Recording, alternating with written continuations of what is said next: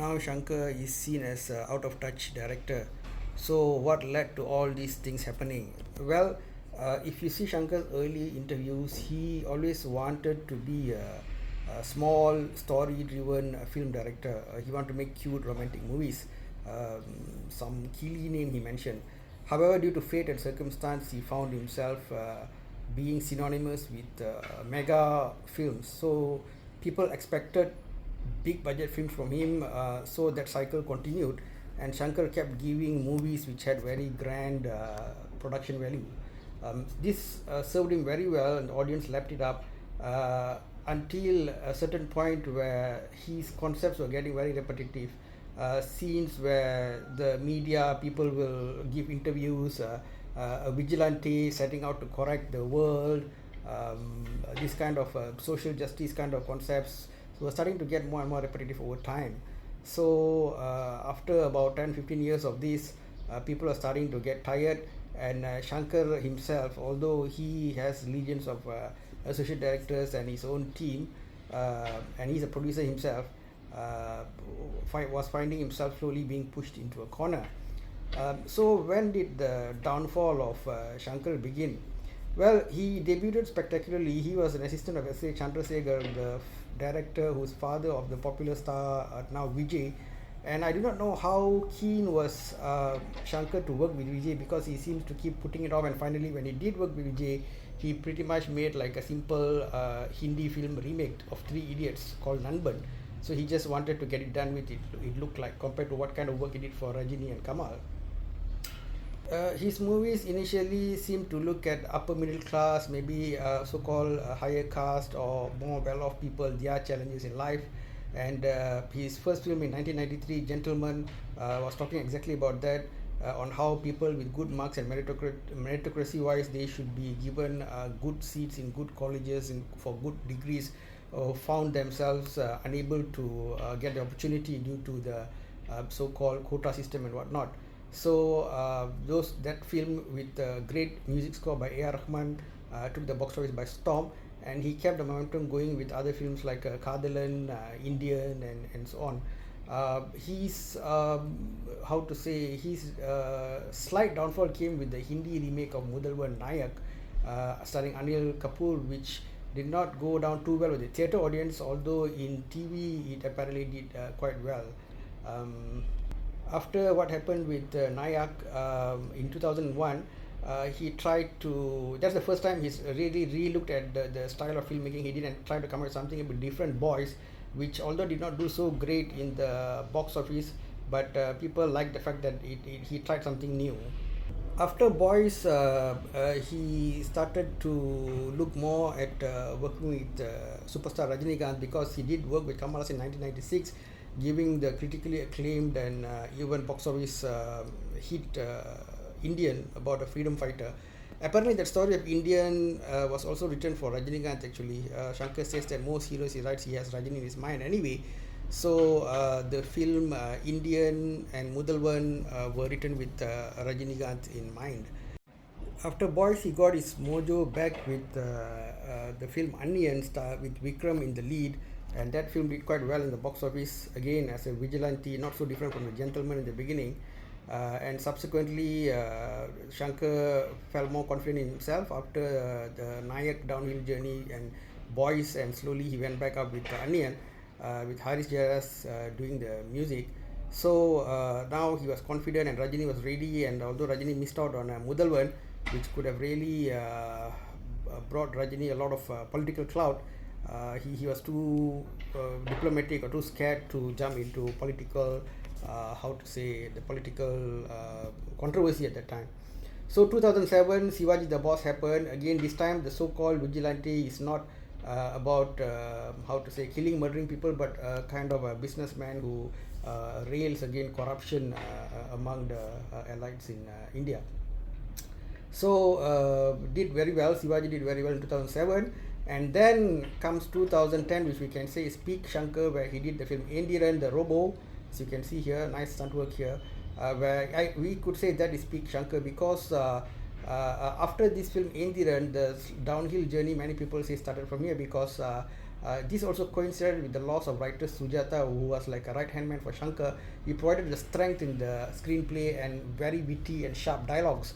So one can see the significant drop in dialogue quality in Shankar's film, especially in Indian 2.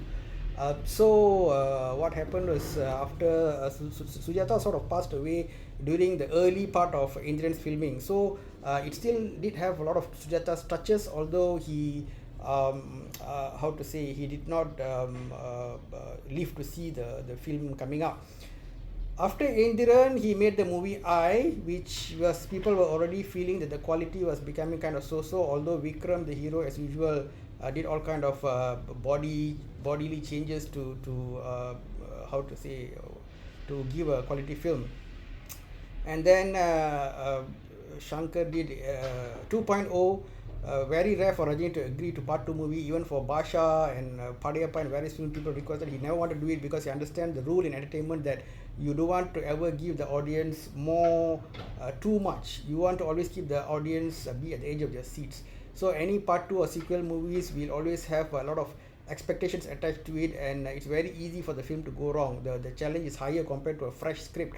So Rajini was a person like that, had so much confidence in Shankar that he gave it to Shankar. But the fact that Shankar used this film more as a kind of another propaganda about all these telecommunication towers and business people and all that, rather than giving an entertainment movie first and foremost, caused a bit of how to say, lack of entertainment in this film. So the public found that the film lacked entertainment factor. So it was too serious. The comedic part, the presence of Aishwarya Rai, all these nice things that were present in the first movie Indiran with the tight script, these things were not really there in the second part. It seems like the effort was kind of moderate at best. So the slide from I, and then kept sliding down into 2.0, and then subsequently Indian 2 was like a nadir. People thought it's a nadir because uh, business considerations came in a lot. Now those who believe in, have spiritual beliefs and all that, might think that from the very beginning Indian 2 seemed to be beset problems. It seemed to have a negative aura. Maybe the best is they should have dropped it, but they have this sunk cost fallacy whereby they pumped in too much of money. Leica, the problem with Leica, I feel, is that they got a lot of money, but they don't have the craft. They don't have that dedication and care. It's just like the side project or hobby project that main business in the UK. So they keep throwing money, getting big stars, putting in directors, and when the whole team sees that the producer is sort of like not serious about the whole thing, then it's very easy for them to go off the rails, to be careless about how they make the movie. However, if you see certain quality producers like Suresh Kamachi and directors like Tanu, producers like Tanu, they might not have that much of money, but they had a lot of care for the craft, and they worked hard in marketing and how to bring the film within budget and be successful. So producer like Leica itself is a kind of a negative for a project, and on top of that, Shankar just spends money like water, and Kamal also is known to be an actor with no compromises. So they kept filming and filming. A lot of negative things happened in the filming of the movie. Stunt people died, and movie got stopped due to various reasons. But due to too much money being spent, they thought that after seeing success of films like Bahubali and all, there's a proverb in Tamil. They say that looking at the tiger, the cat decide to burn itself with stripes, something like this. So they tried to copy S.S. Rajamouli's Victory. However, it's sad that Shankar was somebody who Rajamouli looked up to at one point in time, but now Shankar was reduced to trying to do what Rajamouli did. So making a film into a sequel just for the sake of making a sequel rather than genuinely requiring it led to the film being diluted. Parts which are supposed to have been edited very well, in fact, become the opposite, become more extended. So they stretched out the film to push into a third film. So this is a horrible thing to do, because people are paying money to watch the movie, and for you to just dilute. It's just like if you go to a shop and order coffee, and the coffee guy dilutes your coffee. And it's also ironic because Shankar always rails about business people and politicians who cheat the public, and ironically he himself in Indian 2 did something like that. Maybe if Kamal felt guilty, whereby he still tried to put in one or two words saying that he still prefers Indian 3 compared to Indian 2 during the promotions. So despite everybody's best efforts, because the core was rotten, the film was very delayed, and there was like lacking in honesty by trying to put how to say break one film into two films. Because all this happened, Indian 2 never stood a chance in the box office, and a lot of audience felt cheated of for what Shankar did. And now subsequently, when this latest film Game Changer, which is a Telugu film, came out, which again, let me repeat these rumors, I'm not saying it's truth, a story that Karthik Subbaraj gave, and some people are giving this conspiracy theory that one of the reasons why Shankar did this film in Telugu is that this movie hits hard about dynasty politics, family politics, and they're talking something about DMK leader Karunanidhi, and how his family is running the DMK party, and what if Anna Dore had a son and who came to battle DMK and take over things again. This is like a kind of a hypothesis that Karthik Subbaraj came up with, and Shankar took and ran with it, and to avoid seeming to be too close to Tamil Nadu, he went to Telugu to do that storyline. However, since audience have multiple times seen Shankar do films like Gentleman and Mudalvan and Sivaji and all that, they are really tired of that. His shortcut of using grandiose songs worked in the 90s when many Indians did not travel so much around the world, but now Indians are literally everywhere, in US, UK, Europe, everywhere. So for them, the whole song and dance with among tulip fields or in castles and all that does not hold much sway. People want more gritty, hard-hitting movies nowadays, and maybe with strong amounts of violence as well, going by the way of things. So everything is pushing Shankar into a corner. People are like literally in the social media scolding him for wasting producers' money and wasting money on unnecessary songs, and causing a lot of families to suffer because when the film does not do well, of course the hero has a lot of money, he can survive. Shankar has tons of money, he can survive, but many producers are destroyed, because if we see many of Shankar's producers, from KT Kunjumon in the Gentleman days, and then subsequently Oscar Ravichandran, if I remember correctly, from the film up to the Laika now in the latest situation, many producers go out of business. Of course, to the producers on the outside, it looks like Shankar's movies are doing well, but if you minus the huge amount of production costs, are his films really successful? This is a big question, because you can't just look at the gross box office collection. It's number one in India, let's say, this year, but if your investment is twice the box office collection, then what's the point? The producer will go down. So this is the accusation level at Shankar, but I also think that you should look at other things that Shankar did as well. Although Shankar only smartly produced low budget films, but he did try to help his assistant directors. He did try to bring new talents to the fore, and by even doing a small movie, he did give a livelihood to many of the film technicians who work in those so-called small movies. And even one of the films, if I remember correctly, Veil won best film in Tamil Nadu on that year. So we can't just push aside Shankar as a selfish parasite who just is out to make money. In fact, one of the films he produced with the comedian Vadivelu, the Imsai Arasan film Part 2, sort of got stuck in production limbo because Vadivelu, apparently, according to rumor, was not being cooperative.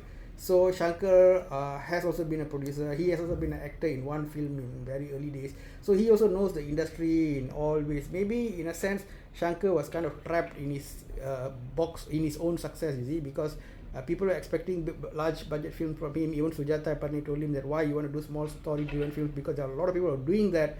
You have your own niche, keep doing this, right? What we think might be a positive thing behind this setback is that this might allow Shankar the opportunity to go explore more smaller movies, produce his own movies, and come up with some better story-driven movies rather than just this kind of big explosions and big special effects and big dance sequences. So there might be some good in this. So with that, I sort of conclude my discussion on Shankar's rise and in apostrophe fall. The world is cruel. If you are successful, everybody praise you, but the moment you fall down, people easily forget all the good things you did. So I think Shankar has his share of negative things, as we mentioned earlier, huge production costs, producers going out of business, all these kind of things. But however, Shankar also in small or little ways have brought up many trainees who become famous in their own right. Like for example, director Atli was his assistant, and now he has directed very big movie starring Shah Rukh Khan in Bollywood called Jawan recently. So his assistant Vasanta Balan, all these kind of people, Balaji Sakti, all of them have gone on to do something in their life, make a name for themselves. So he's been a good guru. He has also produced movies. He has brought up some talent, but unfortunately now he's in a kind of a corner in his life, just like Bharji Raja, as I mentioned earlier. Felt handicapped when Bhagiraj left him. Bhagiraj is a great writer, script writer, and Balaji Raja was never shy about directing other people's stories. So Shankar probably need to start looking at quality writers to support him in the future. Maybe go for more reasonable budget films, and then maybe Shankar can come back up. And Kollywood itself is also becoming very, very how to say, slow compared to Telugu cinema, Tollywood, where they are really working hard to go for movies that are universally loved by everybody instead of the constant intercaste politics that Tamil cinema directors seem to love nowadays, pseudo-socialism that they seem to love nowadays, although they themselves ride all expensive cars and give interviews from five-star hotels. So hopefully directors like Shankar will come back stronger, and even if superstars Rajinikanth can keep on going in his 70s, who knows, Shankar might just come back and give us another massive hit with Rajinikanth. Anything is possible in cinema. Thank you guys. Share with me what you think about directors Shankar's ups and downs. See you guys soon.